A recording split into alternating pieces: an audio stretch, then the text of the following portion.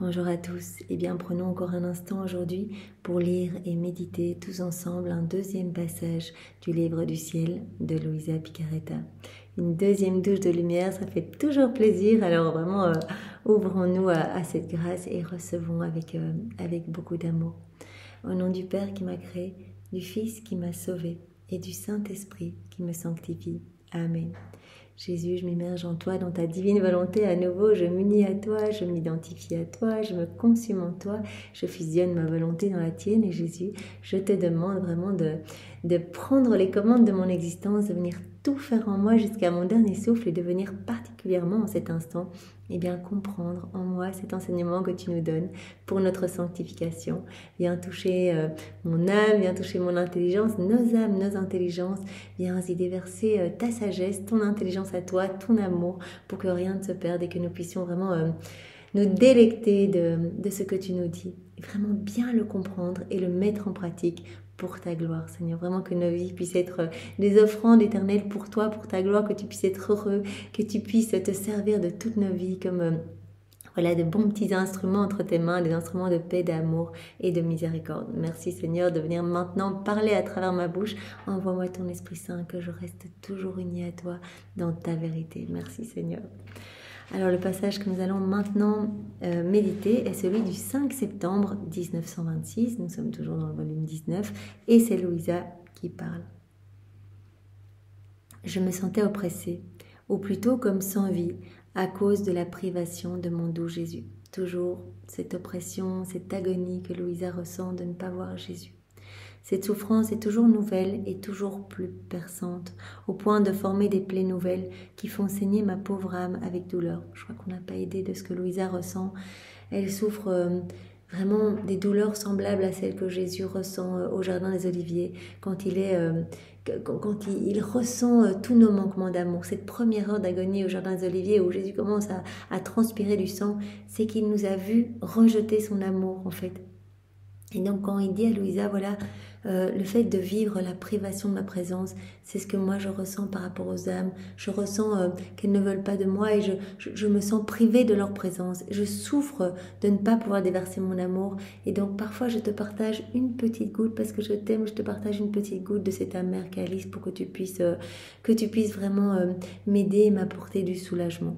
Donc il y a cette raison-là, il y a aussi le fait que très souvent, la divine volonté est tellement source de lumière irradiante, comme nous l'avons vu dans le passage précédent, que la lumière de la divine volonté éclipse parfois l'humanité de Jésus. C'est pour cela que Luisa parfois ne voit pas l'humanité de Jésus. Jésus, avec son corps. Et aussi une autre raison, c'est que parfois Jésus doit pouvoir exercer sa justice et quand il vient voir Luisa, il ne peut le faire, puisque vraiment elle le supplie souvent de ne pas exercer sa justice et en faisant des réparations, elle apaise la justice divine. Et donc Jésus dit parfois, il est nécessaire que je puisse vraiment, que je puisse corriger mes enfants pour qu'ils puissent revenir à moi. Donc parfois je ne me montre pas pour toutes ces raisons que nous venons de soulever ensemble. Mais cette souffrance est toujours là et nouvelle, toujours plus perçante, comme nous dit Luisa, au point de former des plaies nouvelles qui font saigner ma pauvre âme avec douleur. J'étais dans le cauchemar de la souffrance de sa privation lorsque mon bien-aimé Jésus se manifesta en moi et me serrant très fort contre son très saint cœur me dit. Donc Jésus se manifeste à l'intérieur de Luisa, donc il est toujours là, il est établi dans l'âme qui vit dans la divine volonté. Donc vraiment c'est une bonne nouvelle pour nous qui essayons de vivre, de nous offrir à Jésus, de vraiment d'avancer, de vivre en union avec lui. Eh bien c'est une bonne nouvelle, il est établi en nous. Il suffit que nous donnions notre oui, comme nous l'avons vu dans l'enseignement précédent, que nous donnions notre oui et directement Jésus s'installe. Il opère le grand nettoyage dans notre cœur, il vient avec le Père, l'Esprit Saint, il est là, c'est une présence réelle. Donc même si Luisa ne le voit pas physiquement, il est établi et c'est lui qui travaille, qui prend des décisions à partir de l'âme de Luisa, comme s'il en prenait à partir du ciel. Jésus me dit, donc c'est Luisa qui parle, ma fille, notre fille, la fille de la céleste maman, la fille des anges et des saints, la fille des cieux, la fille du soleil, la fille des étoiles, la fille de la mer. En somme, Luisa, tu es la fille de tous. Tous sont tes pères et tu es une fille pour tous. Vois combien est vaste ta paternité, combien ta lignée est longue. Au lieu d'être opprimée, tu devrais être ravie en pensant que tous sont tes pères et que tu es la fille de tous. Seule celle qui vit dans ma volonté peut avoir droit à une aussi vaste paternité et à une aussi longue lignée, à être aimée par tous d'un amour paternel, parce que tous la reconnaissent comme leur fille. Quand on vit dans la divine volonté, on laisse la divine volonté agir, opérer à partir de notre humanité. Et comme la divine volonté se trouve partout, dans chaque élément créé, partout, absolument partout, eh bien les éléments créés et les bienheureux dans le ciel qui vivent dans la divine volonté, les saints, etc., tous vont reconnaître cette divine volonté en nous, en l'âme qui vit dans la divine volonté, qui s'abandonne entre les bras de Jésus. Et donc, cette âme qui va vivre dans la divine volonté va vraiment être comme la fille de toute la création, de tous les anges, de tous les saints. Et tous vont rivaliser pour déverser en cette âme eh bien, tous les biens qu'ils comportent en fait, qu'ils ont. Ils vont vouloir donner tous leurs biens, ils vont vouloir tout donner à cette âme. En fait, comme les choses créées sont toutes investies par ma volonté, nous dit Jésus, partout où elles règnent, triomphent et dominent, ils voient en toi la même volonté qui règne en eux. Et ils te considèrent par conséquent comme la fille issue de leur sein. Donc Adam, par exemple, dans son état d'innocence, vivait totalement dans la divine volonté, avait ce don de la divine volonté, il avait la divine science, divine connaissance, etc. Il était vraiment pétri de divin. Donc chacun de ces mouvements conscients et inconscients amenait de la gloire, de l'adoration, de l'amour à la Trinité. Il était dans cette réciprocité d'amour et donc toute la création le reconnaissait vraiment comme le Fils en fait, vraiment comme leur Fils. Et donc la création, les éléments créés se tenaient tous autour d'Adam et le servaient en fait. Et donc vraiment les petits animaux venaient tout près de lui. Il n'y avait pas cette hostilité des animaux par rapport aux hommes. Pourquoi maintenant la nature nous est hostile? Pourquoi les animaux nous deviennent sauvages? Eh bien c'est parce qu'ils ne reconnaissent plus en nous le divin, puisqu'on a choisi de mettre avant notre volonté propre et d'agir sous l'emprise de notre ego, de notre orgueil, en chassant la divine volonté, en l'étouffant totalement sous les décombres de nos ténèbres, de nos misères, de nos mauvaises passions. Mais donc, quand nous revenons à ce pourquoi nous avons été créés, que nous laissons la divine volonté vivre en nous, eh bien, nous devenons l'enfant de toute la création, l'enfant des saints, l'enfant de tout, en fait, puisqu'il y a tout dans la divine volonté. Et donc, on laisse s'exprimer la divine volonté en nous et tous les éléments créés vont commencer à nous reconnaître. Les liens qui existent entre vous sont si nombreux. Donc là, Jésus parle à Louisa et dit, mais puisque toi, tu as la divine volonté en toi, et que la divine volonté est partout, eh bien les liens qui existent entre toi et les éléments créés sont super nombreux. Ils sont tellement nombreux qu'ils surpassent infiniment les liens naturels qui existent entre un père et un fils. Sais-tu qui n'est pas notre père? Qui n'a pas ces liens de famille? Ce sont les âmes qui vivent dans leur volonté propre, ceux-là seuls qui ne laissent pas ma volonté régner en eux. Ceux-là n'ont aucun droit sur toi et tu n'as aucun devoir envers eux. Donc tu n'as pas cette lignée familiale avec toutes les âmes qui ne vivent pas dans la divine volonté. Et eux n'ont aucun devoir tu n'as aucun devoir envers eux. Et ils sont comme une chose qui ne t'appartient pas. Sais-tu ce que signifie posséder une aussi vaste paternité et une aussi longue lignée? Cela signifie être lié par des liens de justice à toutes les richesses, à la gloire, l'honneur, les privilèges que possède une aussi vaste paternité. Donc tout t'appartient, dit à Louisa, parce que tu es la fille de chaque élément créé, tu es la fille des saints, des anges, tu es la fille du soleil, des étoiles, etc. Eh bien, en fait, tu as l'héritage de tous leurs biens. Tout t'appartient. Ainsi, comme ma fille, ton Jésus te donne en cadeau tous les biens de toute la rédemption. Comme notre fille, tu es dotée de tous les biens de la sacro-sainte Trinité. Comme fille de la Reine souveraine, tu vas recevoir les biens de toute sa vie. Elle te donne, ma maman, en cadeau ses souffrances, ses œuvres, son amour et tous ses mérites maternels. Comme fille des anges, et des saints, ils rivalisent entre eux pour te donner tous leurs biens. Comme fille des cieux, des étoiles, du soleil, de la mer et de toutes les choses créées, elles se sentent honorées d'avoir finalement leur fille, de pouvoir lui donner leur héritage. Et ma volonté, même régnant en elle, avec sa lumière éternelle, forme pour toi l'acte de toute la création. Et elles ont tout le bonheur, la joie d'être capables de donner leur héritage. Car en pouvant donner, les choses créées ne se sentent plus stériles, mais fécondes. Et la fécondité apporte la joie, la compagnie, l'harmonie, la gloire et la répétition de sa propre vie. Donc chaque élément créé est heureux de pouvoir donner parce qu'il y a cette joie de pouvoir donner, il y a cette fécondité à pouvoir vraiment donner à l'autre. Donc vraiment en remplissant l'âme de Louisa de tout leur bien en fait. Chaque élément créé peut donner, chaque ange peut donner, chaque saint peut donner en fait. Tout le monde va mettre dans le cœur de Louisa et donc il va y avoir vraiment cette joie partout dans le ciel et sur la terre. Combien de pères et de mères sont malheureux, même s'ils sont riches, parce qu'ils n'ont pas de descendants. En fait, la stérilité en elle-même apporte l'isolement, l'amertume, le manque de soutien et de bonheur. Et s'ils peuvent paraître heureux, ils ont dans leur cœur cette épine de stérilité qui rend amère toute leur joie. Le fait de ne pas pouvoir transmettre, de ne pas pouvoir donner, eh bien amène cette tristesse, cette épine d'amertume. C'est pour cela que toute la création est en fait de pouvoir déverser dans le cœur, dans l'âme qui s'abandonne entre les mains de Jésus qui vit dans la divine volonté.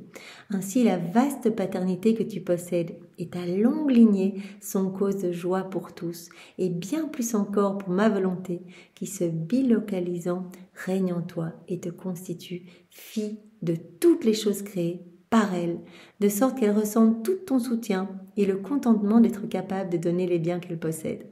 Donc ça c'est magnifique, c'est parce qu'il y a dans l'âme qui s'abandonne entre les mains de Jésus, qui vit dans la divine volonté, il y a cette divine volonté opérante et agissante qui opère également dans chaque élément créé. Rappelons-nous que l'homme était le seul qui avait quitté la divine volonté et toute la création reste comme Dieu le veut. Donc voilà, s'il y a des petits bourgeons après l'hiver, s'il y a des petites fleurs, etc., eh bien c'est parce que c'est le plan de Dieu. Donc la divine volonté se trouve dans chaque élément créé. Et donc il y a donc cette ressemblance entre la création et qui peut en fait retrouver cette force divine dans l'âme qui vit dans la divine volonté.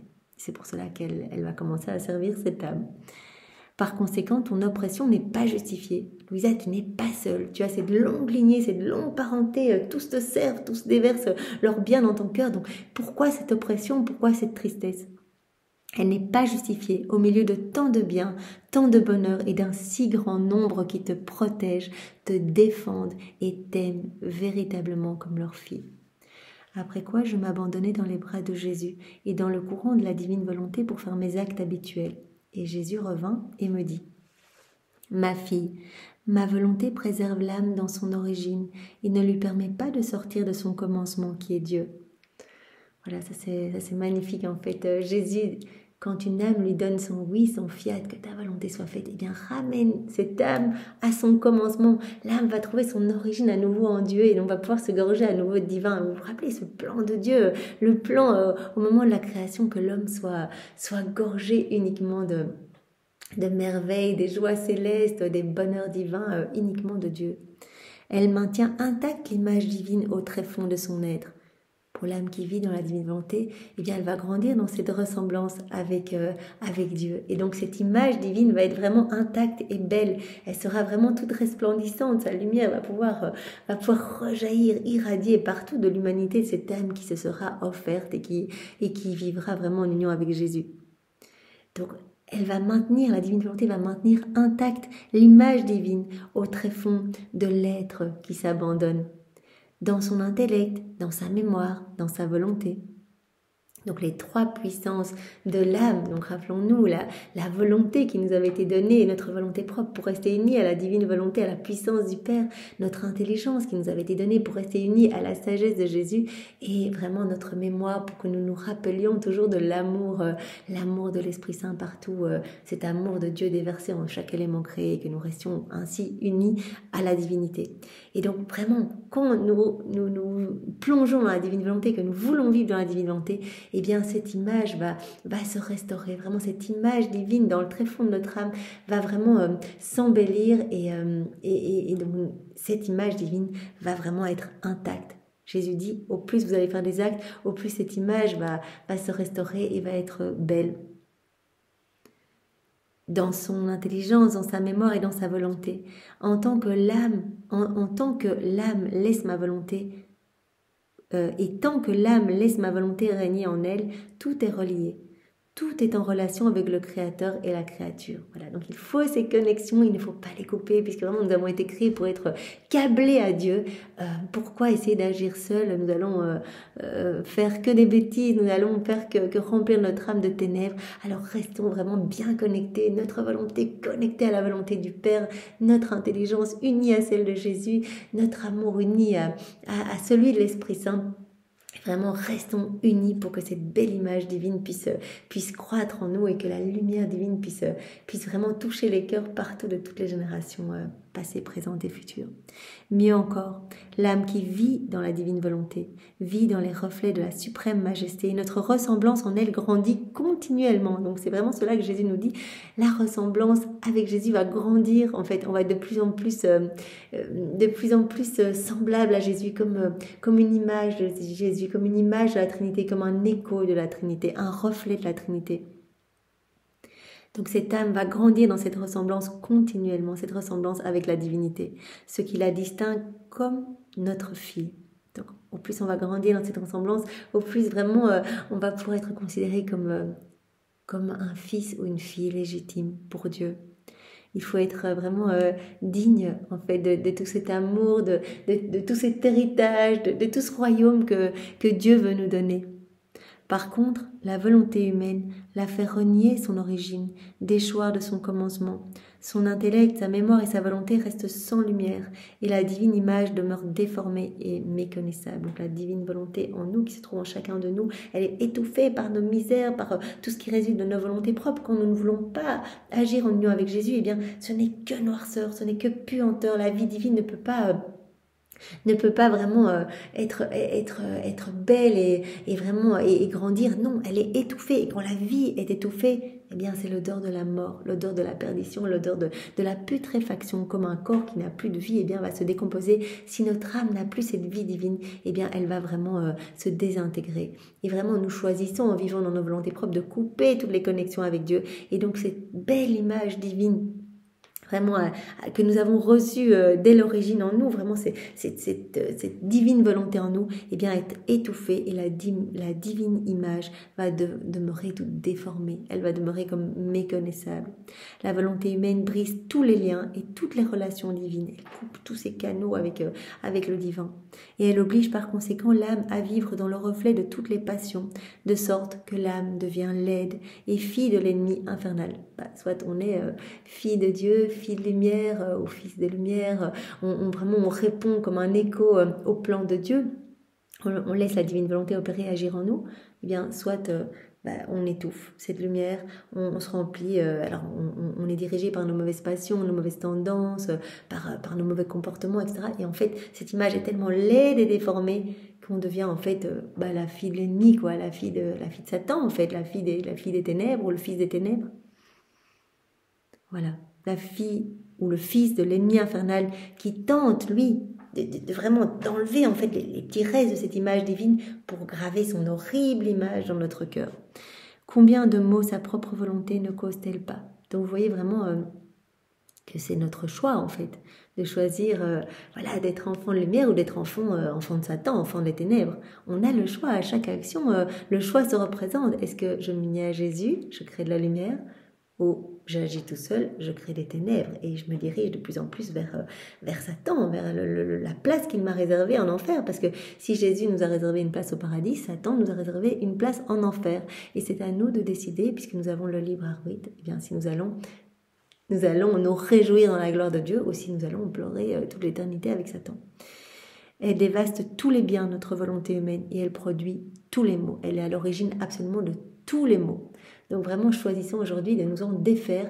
Offrons-la à Jésus. Lui, il va pouvoir la pulvériser. Il va pouvoir s'en servir comme marchepied pour sa divine volonté, comme petit tabouret. Et vraiment, il va se réjouir de notre retour, puisqu'il y a plus de joie dans le ciel pour un pécheur qui revient à Jésus que pour 99 autres qui n'en ont pas besoin. Il va se réjouir de pouvoir nous utiliser pour vraiment faire descendre, faire venir son royaume ici-bas sur la terre, le royaume de sa divine volonté. Après quoi mon Jésus béni m'amena hors de moi-même et me montra combien son image avait été déformée dans les créatures. Donc Lisa, elle a la chance de voir vraiment ce qui se passe et elle peut voir la laideur des âmes, elle peut voir l'image divine qui est toute déformée par les mauvaises passions, par tout ce qu'on a mis dessus en fait. Chaque fois qu'on fait un acte sans penser à Jésus, on remet une petite couche de puanteur, etc. Et donc Louisa, elle voit cela. Cette image était horrible à voir tant elle était méconnaissable et laide. La sainteté du regard de Jésus répugnait à les regarder, mais la compassion de son très saint cœur le poussait à avoir pitié des œuvres de ses mains déformées et enlaidies par leurs propres fautes. Donc Jésus, il a en même temps la nausée de voir ça, de voir combien l'homme s'abîme, vraiment l'homme est réduit à un esclave, à gratter la terre comme il nous en a parlé il y a quelques jours, vraiment plutôt qu'être vraiment comme un enfant de lumière, vraiment les yeux bien rivés sur Dieu, le cœur accroché à la divinité, etc. Eh bien l'homme est là et il gratte pour essayer d'avoir un petit bonheur furtif, un petit plaisir furtif, et donc il s'enfonce de plus en plus dans la noirceur. Et donc Jésus a pitié, il a compassion, mais cela lui fait aussi un petit peu horreur, lui qui n'est que pureté, lui qui n'est que beauté, lui qui n'est que lumière. Il est triste de voir combien l'homme voilà, est descendu tellement bas en quittant le plan que Dieu avait pour lui. Toutes ces œuvres de Dieu déformées et enlaidies par notre propre faute. Mais alors que Jésus atteignait un sommet de souffrance en voyant son image si déformée. Donc Jésus souffre. Jésus, c'est une énorme souffrance de nous voir nous perdre alors que lui veut tout nous donner et que voilà, il suffit d'un oui de notre part et vraiment il va nous donner son bonheur, il va nous donner les joies du ciel, etc. Et il nous voit être malheureux, être en dépression, combien d'âmes se suicident, combien d'âmes n'ont plus d'espoir, se rebellent, sont dans la violence, dans la haine, se perdent. Eh bien Jésus en souffre. Voilà, comme je le disais hier, eh bien, Jésus nous en parle beaucoup dans les 24 heures de la Passion. Et il vit tous ces rejets d'amour, il vit tous ces abandons. Combien de fois il dit, mais pourquoi m'abandonnez-vous, moi qui ai tellement soif de votre amour, moi qui ai tellement besoin de m'unir à vous, pourquoi me laissez-vous seul sur la croix? Pourquoi m'as-tu abandonné, mon Père? C'est à nous qui s'adresse. Pourquoi m'as-tu abandonné? Il l'a dit également quand il avait été jeté dans le Cédron, dans les égouts de la ville. Eh bien, il n'a plus trouvé personne. Tous ses apôtres, ses disciples qui, quelques heures avant encore, étaient vraiment très téméraires. Et Pierre avait dit, mais moi je te défendrai jusqu'à la mort, etc. Qui avait même coupé l'oreille du soldat. Eh bien là, il se retrouvait seul. Et il a dit, mais en fait, tout le monde m'abandonne, quoi. Et en fait, il a vu ses amis qu'il avait abandonnés, qui préfiguraient eh bien, tous les maux futurs, tous les péchés d'abandon, toutes ces âmes qui allaient le laisser seul à travers les siècles. Et donc voilà, Jésus souffre vraiment comme toutes ces chairs tombées lors de la flagellation. Mais c'est cher, mais il a eu 5480 coups, donc vraiment il y avait des montagnes de chair par terre. Et donc Jésus a vraiment vécu, en fait, a accepté toutes ces souffrances, parce qu'il a dit, voilà, en fait, je souffre, ce sont toutes ces âmes qui se détachent de moi, en fait, qui ne veulent pas de moi. Et donc vraiment, il essaye par des grâces, par des bénédictions de les ramener à lui, mais c'est une énorme souffrance. Donc au sommet de cette souffrance, en voyant son image tellement déformée, Louisa et Jésus arrivent à un endroit où les offenses contre Jésus étaient si nombreuses qu'incapable de le supporter, il changea son apparence de bonté pour assumer l'aspect de justice. Quand il ne peut pas donner son amour, c'est un volcan d'amour qu'il veut nous donner. Cela pourrait nous vraiment, une goutte de son amour pourrait transformer vraiment, voilà, toute l'humanité entière, une goutte de son sang. Il a tellement à nous donner, mais l'homme ne veut pas. Et donc à un moment, ça bouillonne en lui. Il souffre, il suffoque dans cet amour qu'il ne peut pas donner. Et donc à un moment, quand la souffrance est telle, il doit pouvoir sortir cet amour d'une autre façon, et il va sortir cet amour sous forme de justice. Son apparence de bonté changea pour assumer l'aspect de justice. Il annonça des menaces de châtiment, de tremblements de terre, d'eau et de feu contre les peuples pour détruire des hommes et des cités. Voilà. Parfois, cette justice doit pouvoir s'exercer pour que des hommes dans la souffrance, se remettent à genoux, demandent pardon et reviennent à l'essentiel, reviennent vraiment et reprennent leur place d'enfants de Dieu. Je le priais d'épargner les peuples et Jésus, me ramenant dans mon lit, partagea ses souffrances avec moi. Donc il apaise un petit peu sa justice divine en la partageant avec Louisa, en lui partageant ses souffrances. Eh bien, le Seigneur nous appelle à notre petite mesure, à être toujours près de lui, à réparer, à lui offrir des actes de louange, d'adoration, de bénédiction. Nous pouvons le faire à chaque instant, en fait. On regarde le beau paysage, on va se promener. Merci Jésus, merci, c'est tellement beau. Je place mes je t'aime, mon amour pour toi, mes adorations, mes louanges, mes actes de repentir.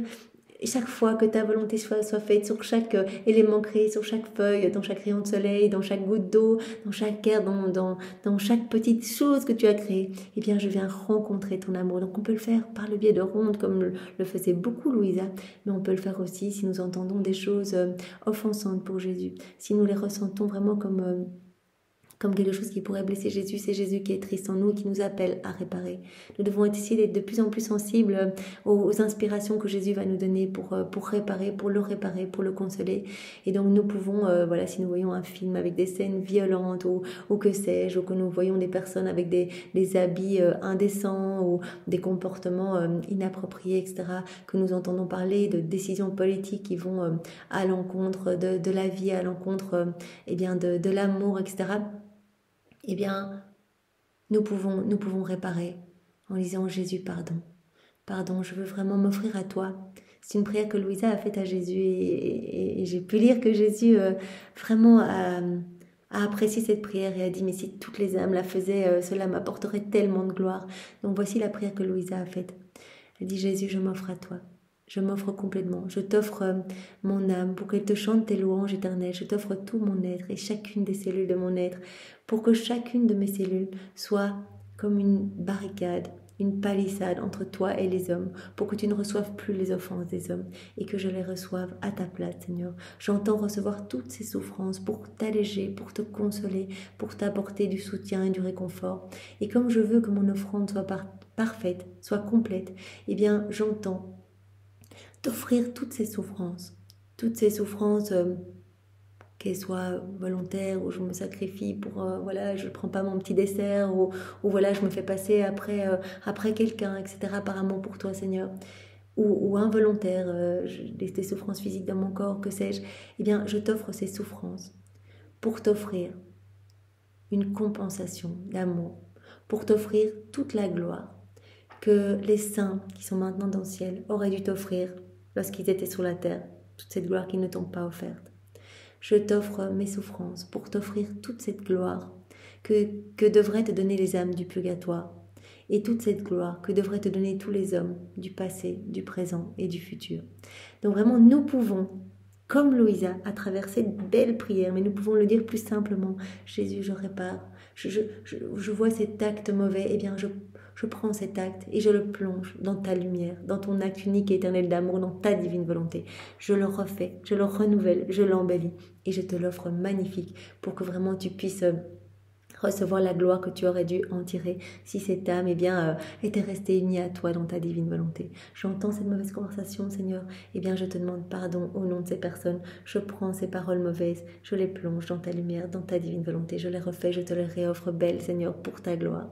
Et comme cela, nous pouvons tout réparer continuellement. Vraiment continuellement, nous sommes appelés à réparer à la messe. Voilà, Seigneur, je refais toutes les communions dans ta divine volonté, toutes les prières avant et après que les âmes te reçoivent, pour que tu puisses vraiment te sentir accueilli. Je remplis tous les cœurs de ton amour, de l'amour du Père, de l'amour de l'Esprit Saint, pour que tu puisses vraiment trouver des petits tabernacles d'amour dans toutes les âmes et une réciprocité à ton amour brûlant.